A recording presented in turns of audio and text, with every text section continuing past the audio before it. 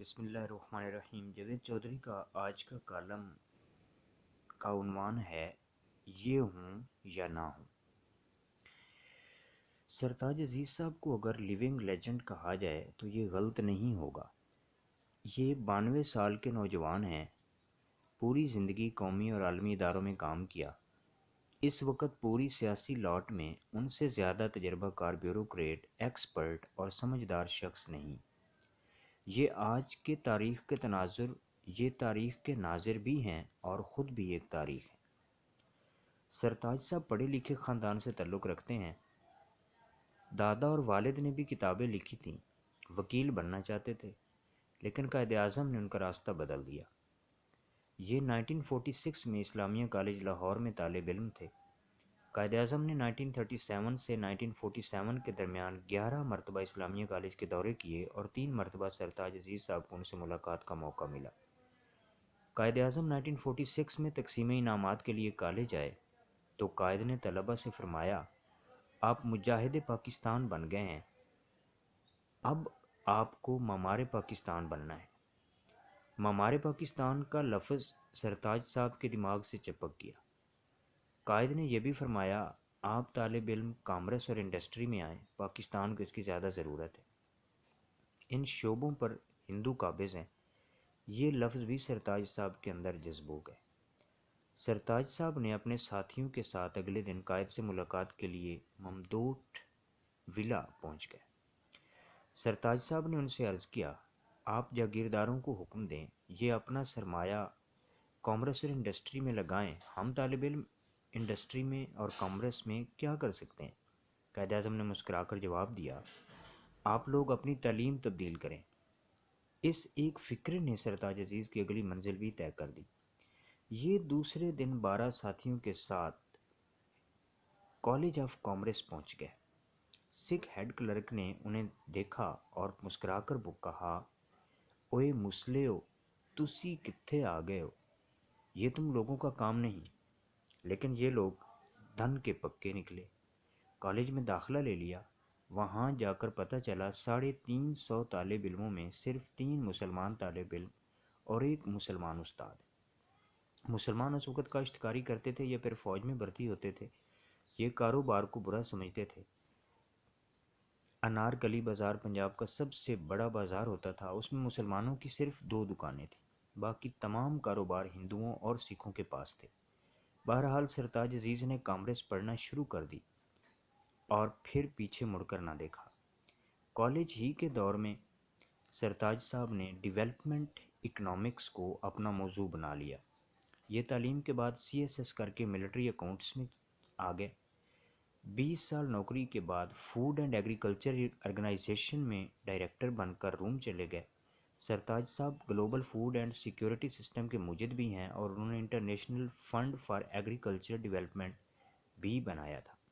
یہ 1964 میں پاکستان واپس آئے، فوڈ اینڈ ایگریکلچر کے وزیر بنے اور پھر اس کے بعد 2 بار وزیر خزانہ، 1 بار وزیر خارجہ، 1 بار مشیر خارجہ اور آخر میں پلاننگ کمیشن کے ڈپٹی چیئرمین رہے۔ یہ 2 بار سینیٹر بھی منتخب ہوئے اور بیکن ہاؤس نیشنل یونیورسٹی کے پہلے وائس چانسلر بھی رہے۔ اس وقت ان کی عمر 92 سال ہے۔ ان کے پوتے پوتیوں اور نواسے نواسیوں کے بچے بھی جوان ہو چکے ہیں۔ یہ ان چند لوگوں میں شامل ہیں جنہوں نے پاکستان کو بنتے، ٹوٹتے، اٹھتے، گرتے، سنبھلتے دیکھا اور یہ اب اسے لڑکتا ہوا دیکھ رہے۔ یہ پاکستان کے تمام ادوار کے عینی شاہد بھی ہیں۔ زندگی مکمل عزت اور احترام کے ساتھ گزاری، اپنی تنخواہ میں گزارا کیا، قرض لیا، نہ فیکٹریاں بنائیں۔ عمر بھر کی کمائی سے ایک گھر بنایا، وہ 2017 میں فروخت کیا اور چک شہزاد میں فارم ہاؤس بنا کر خاموشی سے زندگی گزار رہے ہیں۔ میری ان سے پہلی ملاقات 1998 میں انکل نسیم انور بیگ کے ڈائننگ ٹیبل پر ہوئی تھی اور یہ سلسلہ اس کے بعد رکتا تھمتا رہا۔ پچھلے ہفتے یہ اچانک میرے ذہن میں آئے اور میں نے انہیں فون کر لیا۔ یہ قدیم روایات کے خاندانی انسان ہیں، چنانچہ ان کا 10 سال پرانا نمبر چل رہا تھا۔ میں نے ان سے وقت لیا اور ان کے پاس حاضر ہو گیا۔ یہ اپنے فارم ہاؤس میں الگ تھلگ زندگی گزار رہے ہیں، گھر میں دفتر اور اسٹڈی بنا رکھی ہے، کتابیں پڑھتے اور لکھتے رہتے ہیں۔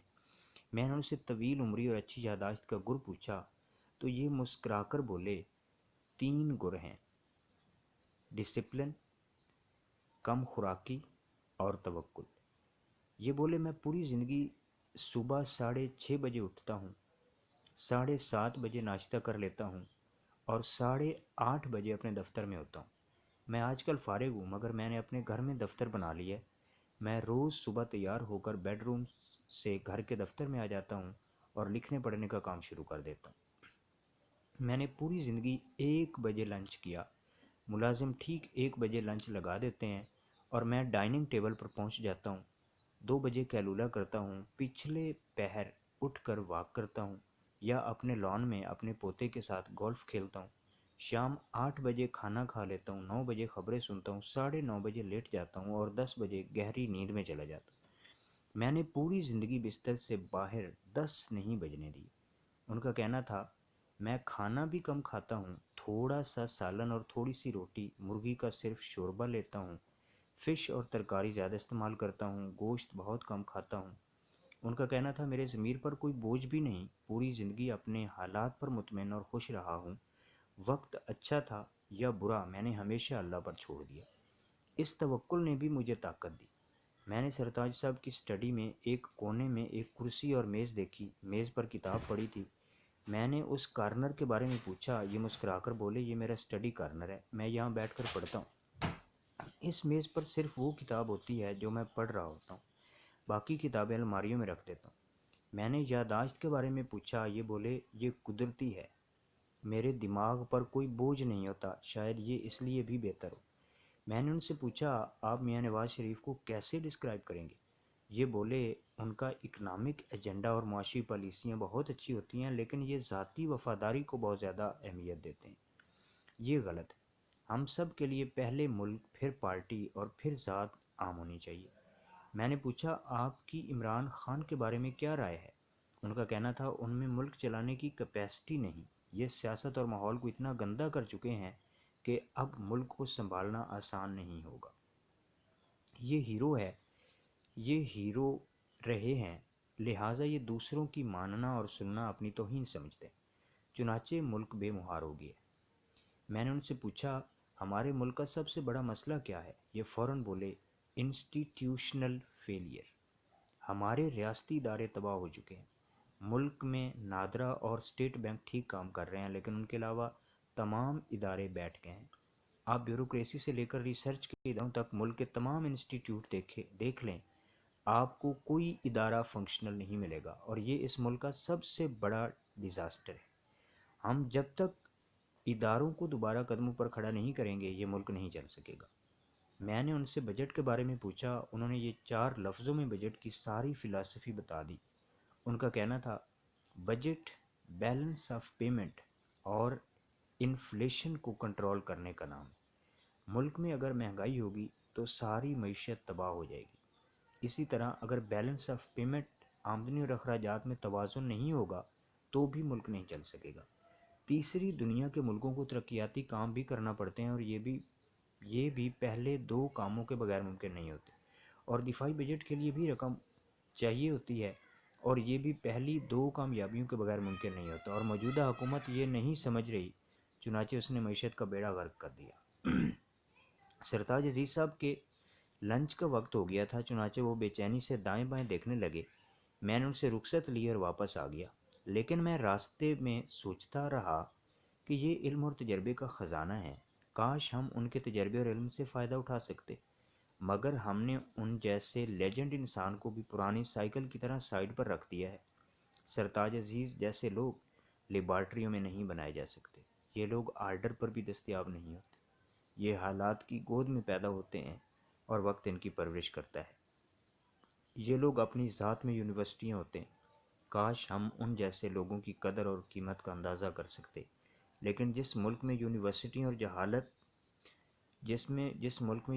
جہالت کی لیبارٹریاں بن چکی ہوں، اس میں سرتاج عزیز جیسے لوگوں کی کیا ضرورت ہے؟ یہ ہوں نہ ہوں ہمیں کوئی فرق نہیں پڑتا ہے، اور یہ وہ رویہ ہے جو کاروانوں کے دلوں سے احساس زیاں بھی کھرچ کر نکال دیتا ہے، یہ قوموں کو تباہ کر دیتا ہے، اور ہم تباہ ہو رہے ہیں، ہم مانیں یا نہ مانیں۔ Thank you very much for listening and please subscribe to my channel and share this video to other people.